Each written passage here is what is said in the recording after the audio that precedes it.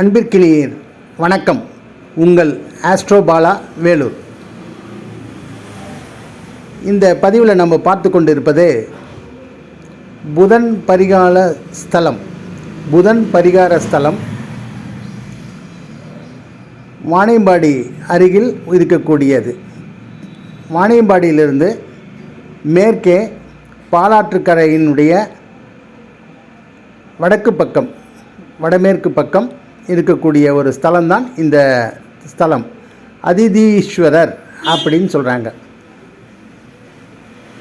இந்த அதிதீஸ்வரரை சரஸ்வதி தேவி வழிபட்டு பெரிய சிறப்புகளை பெற்றதாக வரலாறு.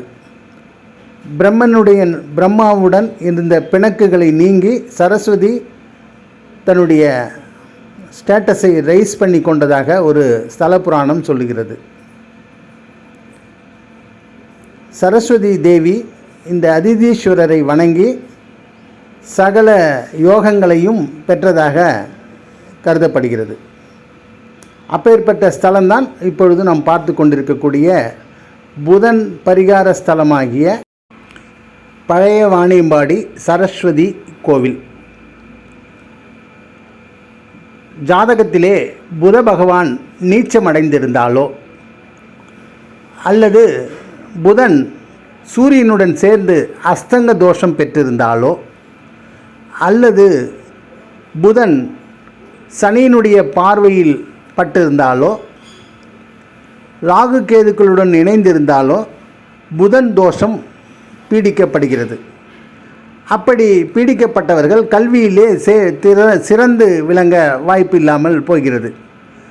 அப்பேற்பட்டவர்கள் வழிபட வேண்டிய ஒரு பரிகார ஸ்தலம்தான் இந்த புதன் பரிகார ஸ்தலம் அதிதீஸ்வரர் டெம்பிள்.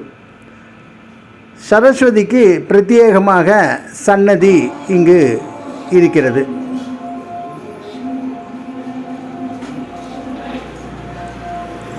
எப்பேற்பட்ட பரீட்சையில் ஃபெயிலானவர்கள் அனைவரும் இங்கே வந்து சரஸ்வதி தேவியை வழிபட்டு செல்லும்போது கண்டிப்பாக அவர்களுடைய வாழ்க்கையிலே அவர்களுக்குரிய தேர்வுகளை சிறந்த முறையில் செய்து வெற்றியை சூடுகிறார்கள் என்பது நிதர்சன உண்மை.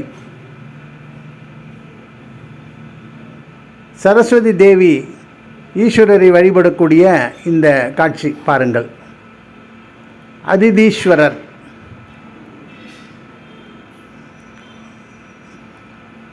ஓம் சரஸ்வதியே நமக.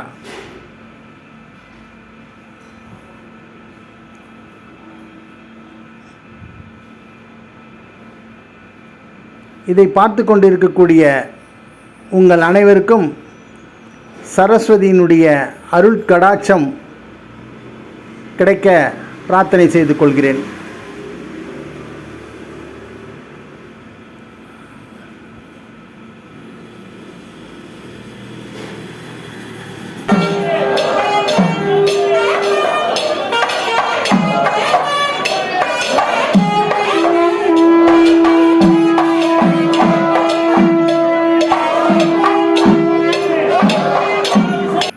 ஓம் சரஸ்வதியே நமகா.